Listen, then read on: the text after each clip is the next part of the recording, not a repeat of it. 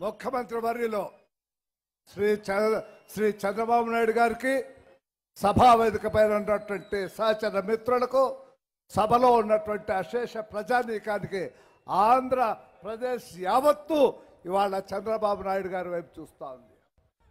నేను అనుకుంటా అంటే అప్పుడప్పుడు ఈయన ఒక కారణ జన్ముడా ఏమిటి అనిపిస్తుంది.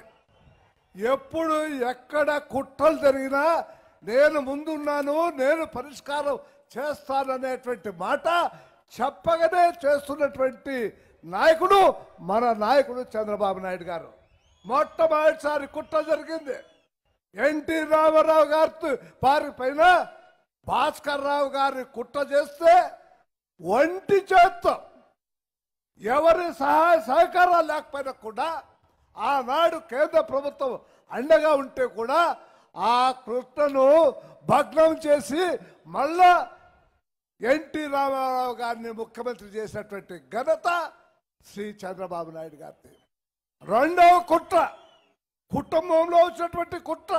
ఆ కుటుంబంలో ఉంటే పర్వాలా, ఈ రాష్ట్రాన్ని విచ్ఛిన్నం చేసేటువంటి పరిస్థితి, అవినీతికి ఆలవాలం కాబోతున్నటువంటి పరిస్థితుల్లో కుటుంబంలో ఉన్నటువంటి ఆ సమస్యలు వెరీ వెరీ సక్సెస్ఫుల్గా ఎవరికి తెలియకుండా ఏమి లేకుండా ఆకస్మికమైన నిర్ణయం తీసుకొని ఎన్టీ రామారావు గారిని గద్దె దింపడం అనేది ఒక బాధాకరమైన రాష్ట్ర భవిష్యత్తు దృష్ట్యా రాష్ట్రం అమ్మడపోకూడదని కుటుంబం అంతా ఏకమైన భయపడకుండా ఆ కుట్రను భగ్నం చేసినటువంటి వాడు మన ముఖ్యమంత్రి శ్రీ చంద్రబాబు నాయుడు.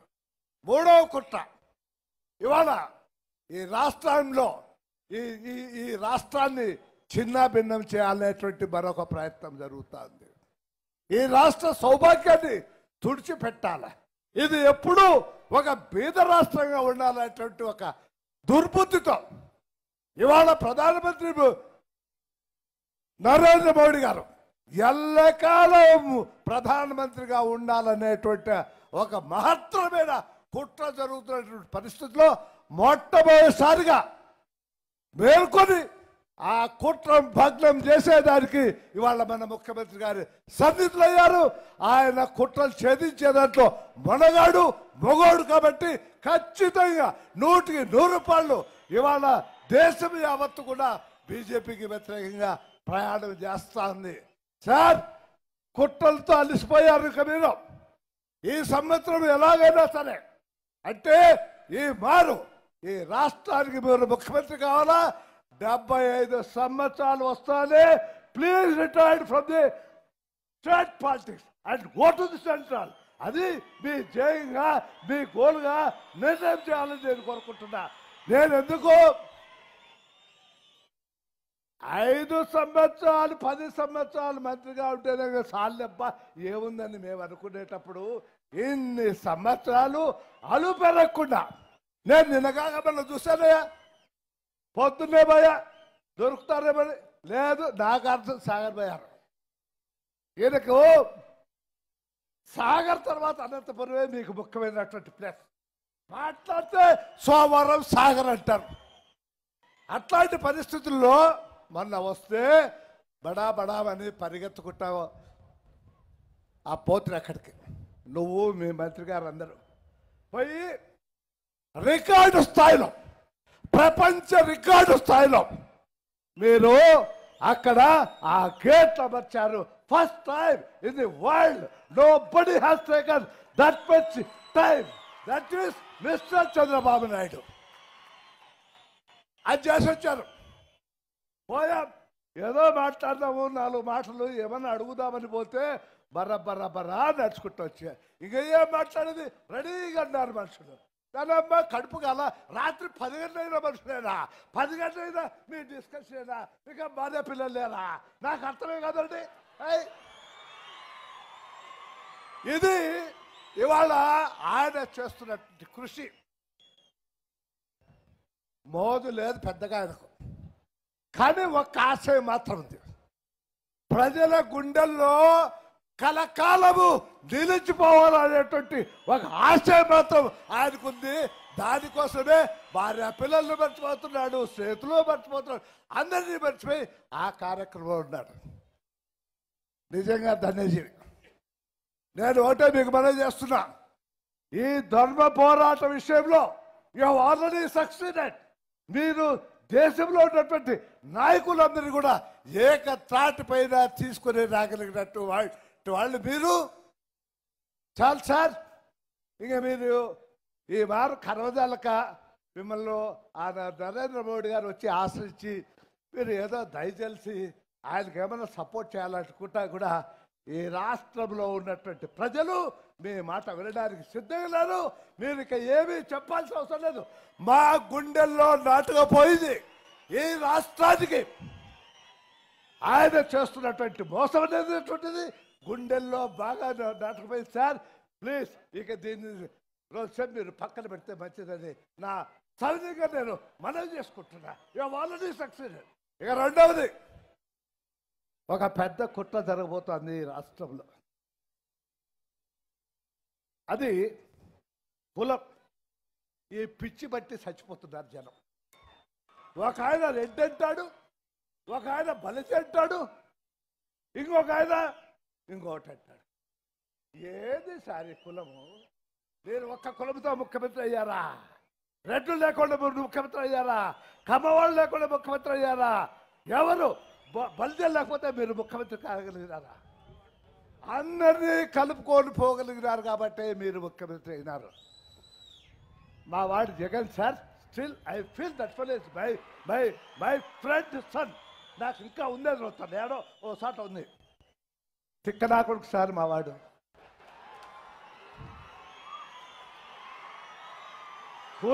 కులం పేరుతో గెలవాలనుకుంటున్నాడు సార్. ఎంతమంది ఉన్నాం సార్ ఎట్లా? మేమంతా 6-7% ఉంటే గొప్ప. మీరెంతమంది ఉన్నారు? మీరు ఇంకా మాకంటే 1/2% తక్కువ మీరు. మరి ఇంతవరకు ఎవరు ఎన్టీ రామారావుది ఆ కులం మీది ఆ కులం అని ఇంతవరకు అడిగిన రాకొట్టుకు వెళ్ళాడు ఈ రాష్ట్రంలో. ఇవాళ ప్రతివుడు కులం. నీ అబ్బ కులం బో పెడుతుందేవరా? అవే కులం బో పెడుతుందా? మరి అరే ఇవాళ ముఖ్యమంత్రి గారు ఈ జిల్లాలో అతి పురాతనమైనటువంటి ప్రాజెక్టు వీటి ప్రాజెక్ట్. కీర్తి శేషం సంజయ్ రెడ్డి గారు ఎప్పుడు కలలు కనేవాడు. ఎప్పుడు రా దీంట్లో నీళ్ళు చూసేది, నేను ఎప్పుడు నీళ్ళు చూస్తాను అంటాడు. పైకి పోయినాడు. నెక్స్ట్ ఇయర్ ఆ పైనుంచి సంజయ్ రెడ్డి గారు బీటీ ప్రాజెక్టులో నీళ్లు చూసి మిమ్మల్ని ఆశీర్వదిస్తాడని నేను హృదయపూర్వకంగా నమ్ముతున్నా. నాకు అర్థం కాదండి. మా ఊరికి నీళ్ళు ఇచ్చారు మొన్న. మీరు కూడా ఏం ఊరకే లేదండి, ఘర్షణ పడి గొడవ పడి ఏదేదో చేస్తే నీళ్ళు ఇచ్చారు, థ్యాంక్స్. అంతకుముందు సార్ కిరణ్ కుమార్ రెడ్డి మంత్రిగా ఉండేవాడు. 2 సంవత్సరాలు పోడారా మా ప్రాజెక్టు నీలవయ్యా బాబు అని అంటాడు తప్ప జీవో ఇచ్చాడు పాపన వల్ల. మీరు ఫస్ట్ టైం జీవో ఇచ్చారు. పోయిన సంవత్సరం మా పంటలు ఎండిపోకుండా మా తోటలు అయిపోయింది. నీళ్ళు ఇచ్చారు. నేను ఒకటి మనవి చేస్తున్నా, మీ అంతకు మీరు గుండె మీద చేసుకొని చెప్పాలా. ఒక్క మారు నీళ్ళు ఇస్తే మీ కుటుంబం తరతరాలుగా ఆ భూమిని సాగు చేసేవాడల్లా అన్నమో రామచంద్ర అనకుండా పిల్ల పాపలతో బాగుండేదానికి అవకాశం ఉంది.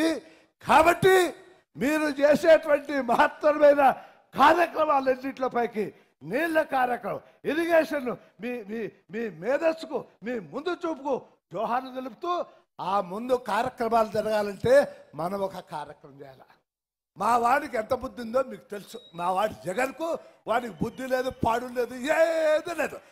దగ్గర కాళ్ళ చూపే తప్ప ఒక్క అడుగు ఇట్లా ముందుకేసి చూస్తుంటే వాడు ఎప్పుడో ముఖ్యమంత్రి అయి ఉండేవాడు. లేదు వాడికి ఆ యోగం లేదు. ఇప్పటికి మర్చిపోలే. మొన్ననే మా వాడు హిందూపూర్లో మా ఫ్రెండ్ ఏం పేరు నవీన్ ఇచ్చారు. వాడు గొడవ ఏడుస్తున్నాడు. 10 కోట్ల రూపాయలు అడిగాడు నన్ను టికెట్ కోసం. మళ్ళా ఇప్పుడు మారుస్తున్నాడని టికెట్కే 10 కోట్లు అడిగితే తరతరాలుగా ఈ రాష్ట్రంలో ఉన్నంత అందరూ కూడా సౌభాగ్యవంతులు కావాలంటే మన వాడికి ఎంత కట్టం ఇవ్వాలో ఎన్ని డబ్బులు ఇవ్వాలో ఒక్కతో మీరు ఆలోచన చేయండి. నేను మనవి చేసేది ఒకటే, ఏ రాష్ట్రంలో పరిశ్రమలు రావాలన్నా, ఏ రాష్ట్రంలో అందరూ బాగుండాలన్నా, సౌభాగ్యవంతంగా ఉండాలన్నా, తరతరాలుగా దారిద్ర్యాన్ని మర్చిపోవాలన్నా తప్పదు. మీకు ఇష్టమైన కష్టమైన నష్టమైన చంద్రబాబు నాయుడు గారు పెట్టినటువంటి క్యాండిడేట్లకు ఓట్లేసి ఆయన వారిని గెలిపించి తద్వారా ఆయన ముఖ్యమంత్రిని చేస్తే నిశ్చింతగా నిద్రపోతున్నాయినా. లేకపోతే రోయ్ పోతారు బెంగళూరుకో లండన్ ఏదో ఊరికి పోయి కూలీ రాళ్ళు చేసుకొని సావాల్సి వస్తుంది. ఆ చలికి వస్తారు. కాబట్టి జాగ్రత్త, మీ భవిష్యత్తు కోసం చంద్రబాబు నాయుడు గారికి ఓటేసి వారిని మనం అందరూ కూడా ముఖ్యమంత్రిగా చూడవలసినటువంటి బాధ్యత ఉందని సౌదీగా మనవి చేసుకుంటూ ఆయన కోసం కాదు, మన కోసం, మన పిల్లల కోసం తెలుగుదేశానికి ఓటేసి గెలిపించండిగా సౌదీగా మనవి చేసుకుంటూ సెలవు తీసుకుంటున్నా. నమస్కారాలు. జై Hind. Subscribe us and press the bell icon for more interesting updates.